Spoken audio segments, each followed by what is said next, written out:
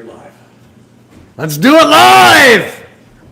If anybody could tell us how the sound sounds, it would be appreciated as we gather our faculties.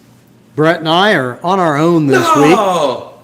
Fuck! I just ripped my coat! No! This is a nice jacket! I didn't pay for it, but it's nice! Was a nice jacket. Oh, damn it! My day is ruined, Mike. How am I ever going to recover from this? Let us know how the sound is. What's happened here is that Dan is not here this week. And Brett and I are like a couple of 8-year-olds trying to cook dinner for ourselves.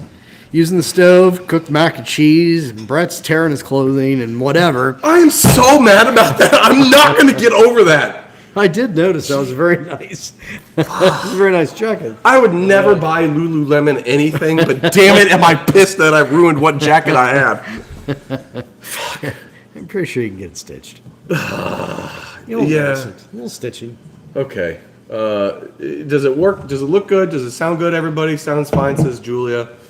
Ah, good. Great. I guess we're live. Okay. Yeah, whatever. We're live. Where's the chat? There we go. There's the news. Thank you guys for your patience. We don't need to waste any more time, I don't think. Then we are adjusted. Welcome to another week of Barstool Perspective, where we give you the breakdown of the week's news in booze. Mike, Sober October is coming to an end. Sober October is officially over. It's now time for getting fucked up holidays. So I don't know about you, but now starts basically my 2-month binge, and I'm looking forward to it.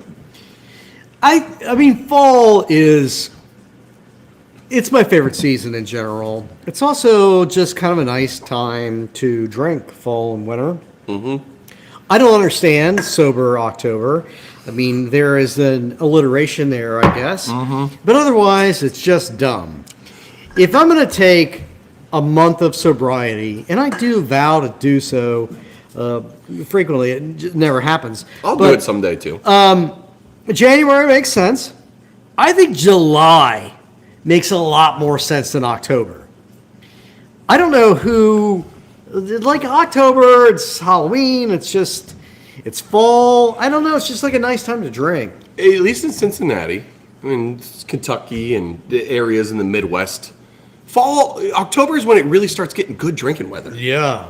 We've talked about it before, but there is statistics where when the weather is less than 80 degrees, it is better drinking weather down to like 50 to 80. Yeah, that's October, man. Statistically, October is optimal drinking weather. July is too hot to drink. January, you're hungover from all the irresponsible things that you did. You're fiscally hungover, you're physically hungover, you're emotionally hungover. January is National Hungover Month. October is a stupid time to not drink. Yes. But it's a crazy number of people, although the stats are like among people who know that Sober October exists. It's up. It's up from like 15% of 16% of people say that they're doing it. They're not drinking for October. Yeah, 1%. It's 1% up. So I don't know. Is it gaining momentum? If you participate in Sober October, let us know why. We're curious. Although if you do, you're not watching this. Let's Maybe. be honest with ourselves. It's possible. Listen, just because when I was just because people want to be informed doesn't mean make them drunks, Brett. Is that what you're saying? That was a very polite and responsible way to say that. I'm a lawyer. All right, we spent too much time on this story. Yep. Winners and losers. We're talking about beverage sales, total beverage alcohol sales from the past 2 weeks. It's down 5%. Yeah. Which, sure. I mean, maybe... It's not shocking right now. Yeah, I can't... Everything's down. I mean, you look at the Chipotle CEO and their stock has plummeted. We didn't get to talk about that over lunch. Did you see why? No. Their CEO came out and said, kids these days are poor as shit and they can't buy our expensive burritos, so we're doing bad. Oh, I figured it was more a coli. But Nope. That's semi recently. Chipotle was doing gangbusters. Yes. Like they hired a bunch more people. Yeah, there's a lot of things with this economy that, I mean, for one thing, we're not collecting data right now or assessing it. I mean, everybody in the federal government that it gives you jobs numbers, economic numbers are currently not getting paid, not out of a job. But there's a lot of fundamental indicators of this economy that are just not good. No, things are not looking great, and I'm sure we can all feel it at the grocery store. Yeah. But, however, so that shows beverage alcohol is down. Now, there's a couple interesting stats in this last 2-week period. Now, don't get it twisted. 2-week period it's a snapshot. It doesn't really tell you much, but if you start putting together a couple 2 weeks now, you Some of these numbers are crazy. Some of these numbers are crazy, such as the fact that Mark Anthony Brand's White Claw spirits, what are they, Claw Tales, and Truly Cocktails, which is these two companies trying to make High Noon, basically, vodka seltzers, they are down, respectively, 89.9% and 94.6%. In a 2-week period. Now, for those of you who don't understand how absolutely shocking this is, you can only be down 100%.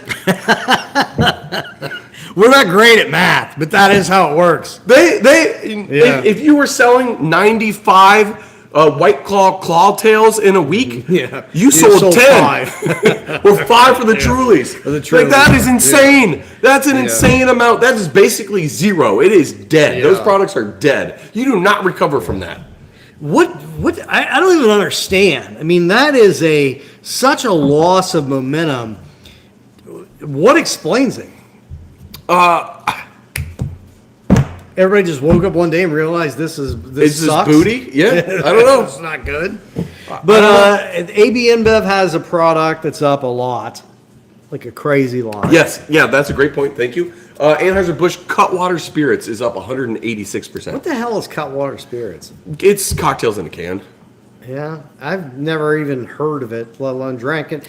And the second one's not going to happen. They're not good. I don't understand why they're doing well. They're not great. The only thing I can think is that there's been a recent TikTok trend where Cutwater Spirits has been doing well, and I think that has something to do with it. But otherwise, it's just not an enjoyable beverage. From a discerning palate to another, I would not recommend them. But they're crushing it.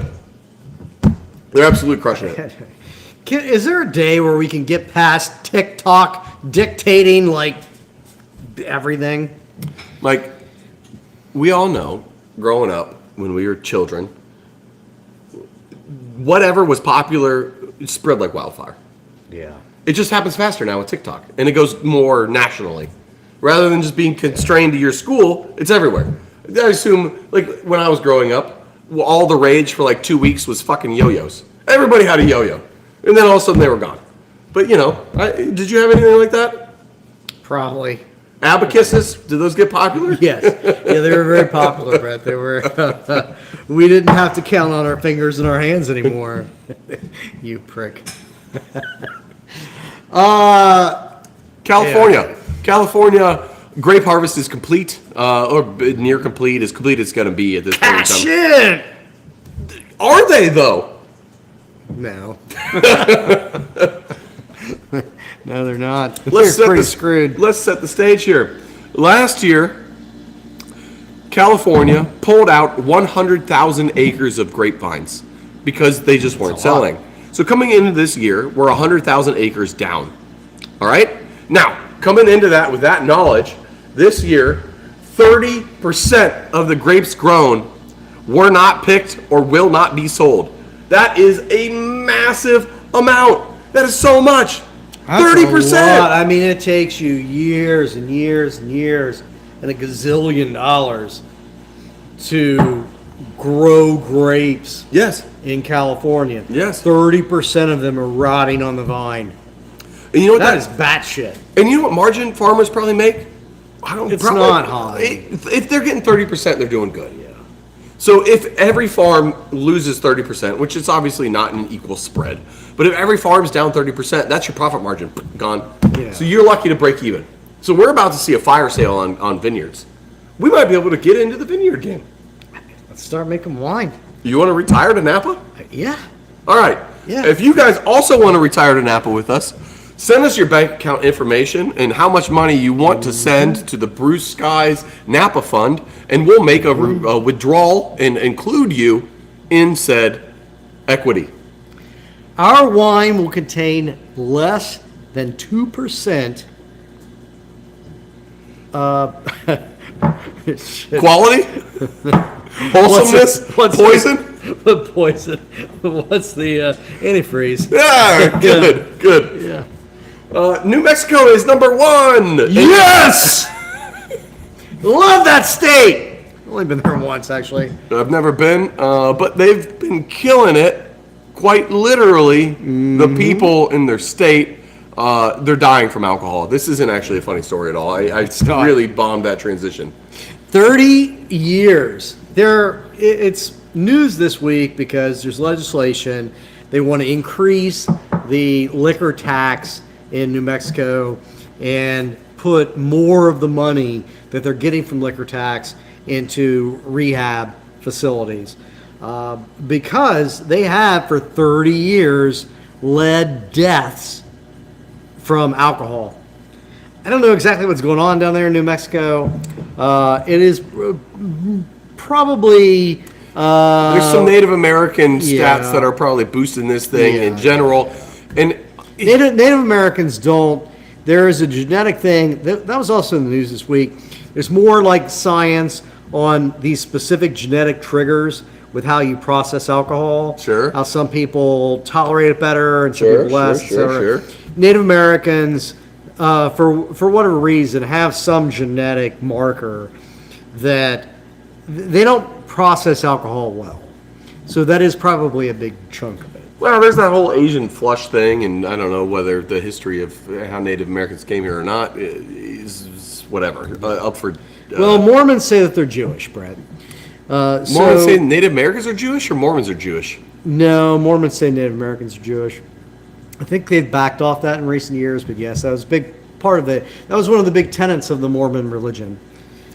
Well, I don't know about what we're talking about right now, but I will. What I do know is raising taxes on alcohol doesn't fix problems.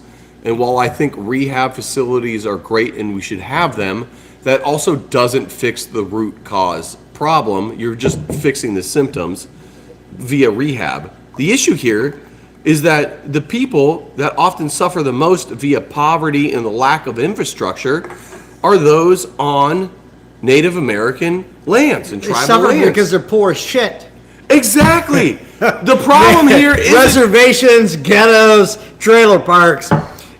Most of it has to do with people being poor as shit. That's the problem. It isn't that we need more rehab centers in Mexico. It's that we need to lift people up out of poverty. People need something better to do with life than get shit canned to forget how hopeless their life is. No one's complaining about rich people deaths from alcohol.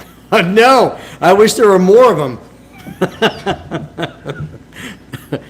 Well, speaking of that, in Kentucky, we have 2 senators who hold $100 billion industry in the palm of their hands, and they are at loggerheads. Yes, they are. That was a turtle pun, if you caught that. Yeah, because one of them is a vegetable that looks like a turtle.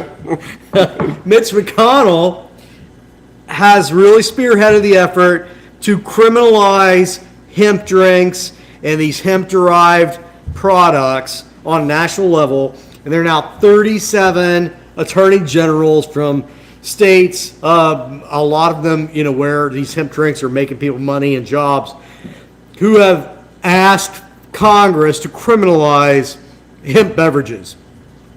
At the same time, Rand Paul, my other shitbag senator, is leading the effort to legalize hemp drinks, to regulate it under a rational framework, and he is a big proponent of keeping these hemp drinks legal.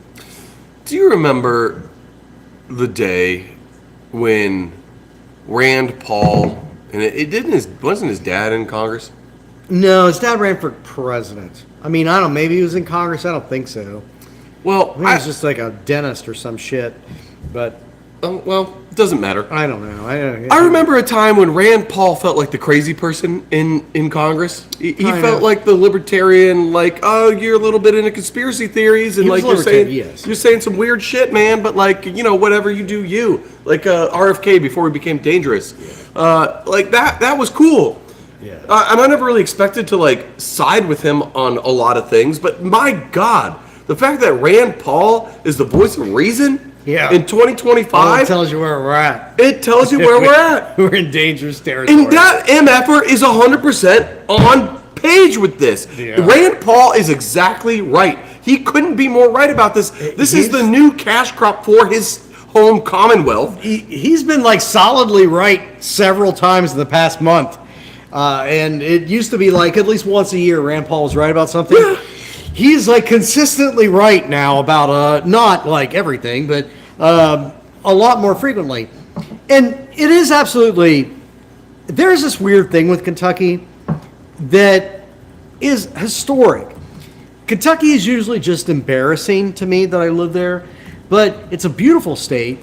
And it does also have this like weird history. I mean, during the Civil War, a lot of people think Kentucky was part of the South. It was not. It was this like neutral territory, and it was about 50-50 split between it. Neutral. Mm-hmm. And it's always been this kind of like wild card. And right now, like Kentucky, for the first time since the Civil War, is emerging on these several issues where it's kind of like a battleground. It really is. It's kind of nuts. Yeah. Would not have guessed it. I mean, Thomas Massey, my representative, who has almost never represented me in any meaningful capacity. He's mostly a piece of garbage. But where he is with Epstein and his real push to get these Epstein files released, like there's some crazy stuff going on in Kentucky. It's kind of fun. Yeah, Kentucky is a hotbed. Yeah. Listen, for those of you not from Kentucky or near Kentucky, you might think of all the Kentucky jokes that everyone calls out. Everything's, whatever, Ucky or Tucky or like Montucky, Council Tucky, all that stuff. Kentucky is not nearly as backward ass as anything like fucking Mississippi. No, it's a lot more complicated. Kentucky is also beautiful. Daniel Boone is from Kentucky. It's gorgeous. I never thought I would grow to love Kentucky as much as I love Kentucky, but goddamn, Kentucky is a pretty great state. My goodness, it is an underrated state that really has a chance here to be on the right side of some economic growth for the change. Yeah. And surprise, surprise, McConnell wants to tamp it all down. McConnell wants to tamp it down. And McConnell is just a piece of shit, and it's time for him to die. But he got all of his political power initially by representing tobacco growers. And okay, I mean, cigarettes are bad for you. And McConnell was one of the people that really kind of prevented legislation to tamp down on tobacco or hold cigarette companies, tobacco companies accountable. I assume that he now probably gets huge paychecks from bourbon producers. So it's probably the liquor industry that is motivating McConnell to oppose hemp drinks. The hemp products. I mean, McConnell's not, there is not one fiber, unlike Rand Paul, who may be batshit, and I'm not telling you I think he's a good guy, but Rand Paul does have a belief system. Like there is a philosophy to Rand Paul beyond who is lining my pockets at this exact moment. Okay, couple points. Yes, you're right. 100%. I can't believe it, but you're right. Rand Paul is consistent. He tells you what his morals and his ethics are, and he sticks to them. Respect for that, even if I don't agree with all of them. The other point of you're right. It does really seem like big liquor is in McConnell's pocket, and what doesn't make sense is big liquor fighting this. The war is over. The zeitgeist and culture is changing. Banning hemp isn't going to get people to flock back to spirits in droves. You're in a position through your distribution networks where you should just get it regulated in a way that benefits you, and then pounce all over that shit and block out all the other competitors because you're going to be first to market. What are you doing? This is such a huge industry. There's so much opportunity. These spirit companies should be all over it. They should be blowing it up with hemp brands. You're right with the spirits companies, and Kentucky historically was a huge hemp grower. The soil is great. There's parts of the state, and marijuana grows in a lot of places that it's difficult to grow other things, like eastern Kentucky, cold country, which is really becoming kind of obsolete. Mitch McConnell is definitely the past, and Mitch McConnell only represents the past and his own financial interest and people who are too short-sighted to understand the broader picture. Kentucky has an opportunity to be a leader in growing hemp. Yes. It's a good place to do it. It's a good answer to the loss of a lot of Kentucky jobs. But Mitch McConnell's doing what Mitch McConnell has always done, which is fuck over the people he's supposed to represent to line his own pockets. I mean, he's a complete piece of shit. There's never been one redeeming quality of Mitch McConnell ever in his entire fucking life. Well, that sums it up. So let's move on. Speaking of cannabis, there's a state in our union called Virginia. And in Virginia exists several things. Total Wine, which is one of the nation's largest liquor retailers. DoorDash, they sell stuff to your door. Things that are overpriced and you probably shouldn't be using, but they do it. And Urban Artifact Via Costalo is selling hemp-based beverages in Virginia. Now, how are those three things related?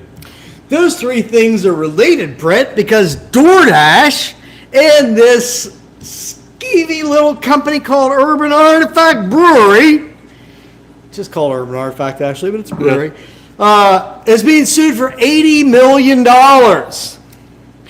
Now, Brett, as a principal of Urban Artifact Brewery, you're almost certainly going to lose this lawsuit, and it's time for you to write a check for around about $30 million. I hope you're prepared for that.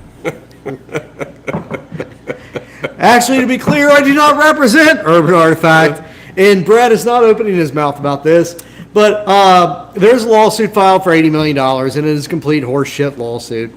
It's filed by a large company that owns a lot of legal marijuana businesses. So Virginia legalized recreational pot in, I think, 2023. It's been medical legal since 2021. Their framework, though, is still all based around medical marijuana. What this company is alleging in this lawsuit is that DoorDash, because they deliver things from restaurants and from liquor stores, and the people that are selling hemp drinks, they are alleging that these companies are violating Virginia's regulation on THC. In Virginia, actually, I think their framework is pretty good for the most part. They are a state that's kind of been in the forefront, or not in the forefront, but they haven't been completely backward ass in what they are doing with THC and marijuana legislation. They have created a framework for it, and they have set up limitations on how much of a product, how much THC of any variety, whether it is hemp-based, whether it's Delta 8, whether it's Delta 9, or it's straight THC, how much of that can be in a product. And Virginia says it's like 2 milligrams. So, which is very low. And the companies that they are suing because they claim that, for example, if you have a 4-pack of beverages, each individually packaged to contain 2% or less THC, if there are 4 of them, combined with a piece of plastic, then that's 8 milligrams of THC rather than 2 milligrams of THC. So it's a pretty stupid argument, I think, but they have filed this suit for whatever reason. I mean, I think they're trying to force states to normalize and regulate hemp drinks and these hemp derivative products that are not federally regulated. So I think the lawsuit's dumb, but there is this underlying issue that I think that we can agree on and that you can speak to, which is that we just need sane federal legislation. We need sane federal legislation. That's something that, to our prior story about Kentucky leading the charge here, that proponents of what Rand Paul are doing are saying they want. Make it 21 plus, make it so you have to have third-party testing, put it through fucking distribution networks if you have to, and just be smart about it. Yeah. That's it. That's what we're here for. So, yeah, like Mike said, I can't say anything to the lawsuit that we just found out we're getting sued this week, but this is my first time getting sued. Well, at least the first time you got sued, Brett, was for $80 million. It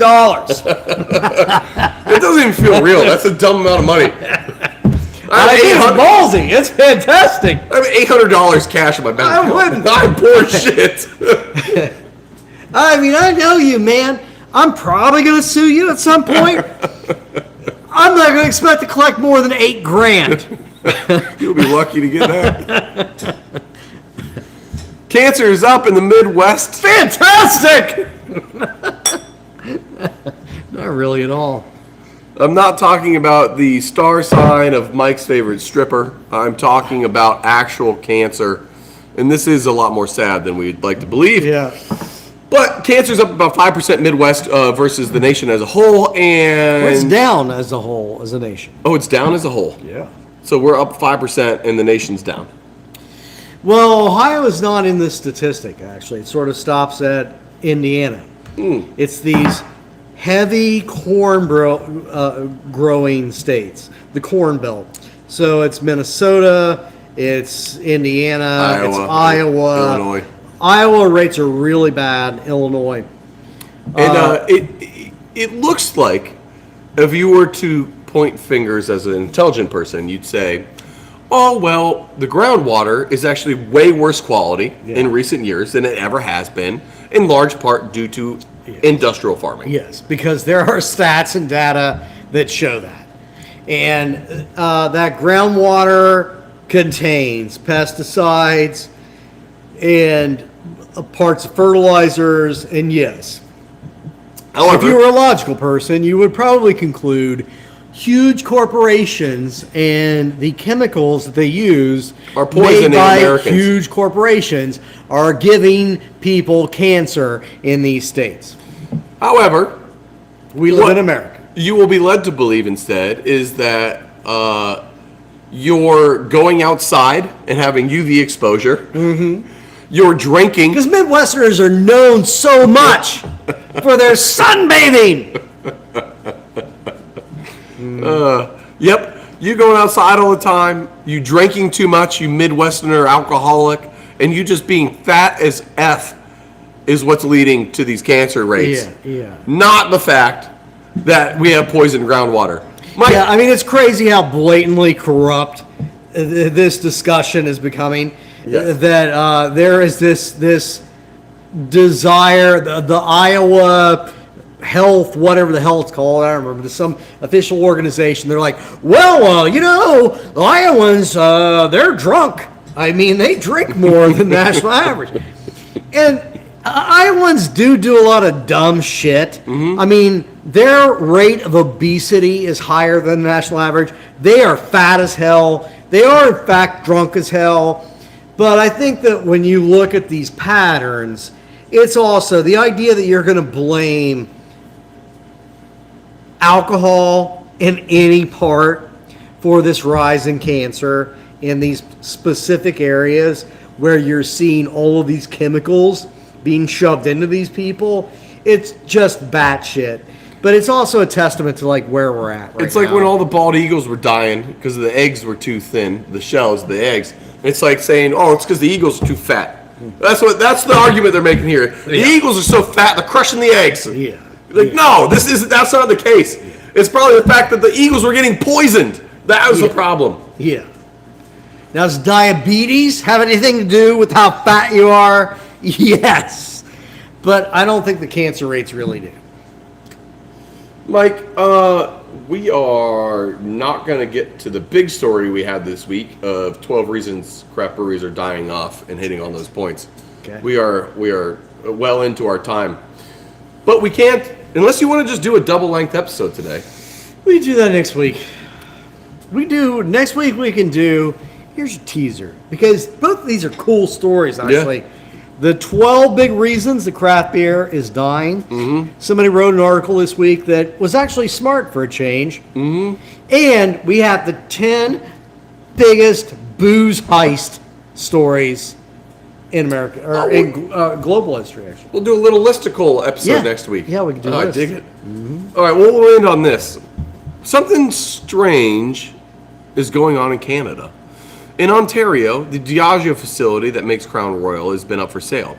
Now, rumor has it that 2 interested parties have come to the table offering bids. One was rejected out of hand. The other, they took the offer and raised it by $3 million USD. The company then accepted again the raise, and then Diageo shot them down. Yeah. Why? Yeah, so there's apparently at least one company out there that said we will pay you 100% of what you want, and we're going to recognize the union, we're going to pay the people, we're going to save the jobs, and we're going to pay you all what you want. And Diageo came back and said, well, we want $3 million more. And the company said, okay, well, we'll do that. Yeah. And Diageo still said no. And Diageo is denying that they did this, but this information comes from the mayor of this town. Mm-hmm. So he's got no reason to lie. And I'm not really sure what kind of game. Diageo says they're not going to accept any offers until they have finalized negotiating with the union. And I think that is probably the answer, that it lies somewhere in that Diageo is using this, the leverage of these 200 union jobs to bash the union. So I don't know exactly what their deal is, what their end game is. I mean, their end game is to crush this union further. Yeah.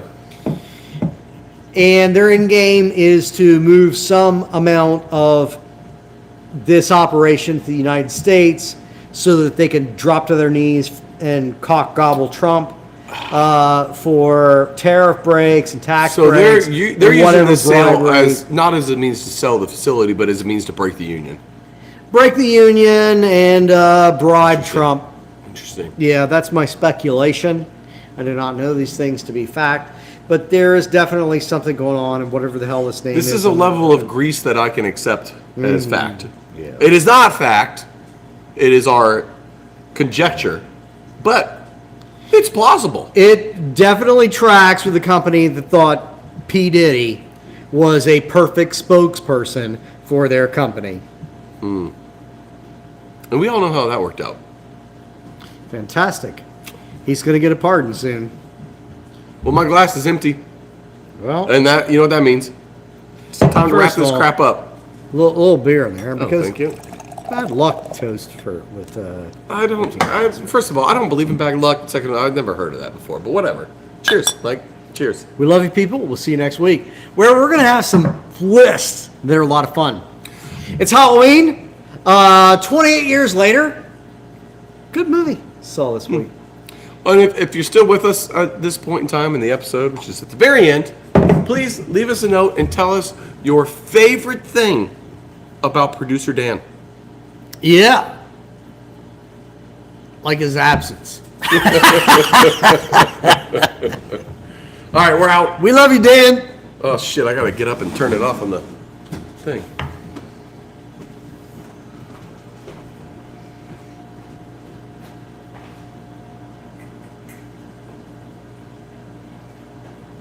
And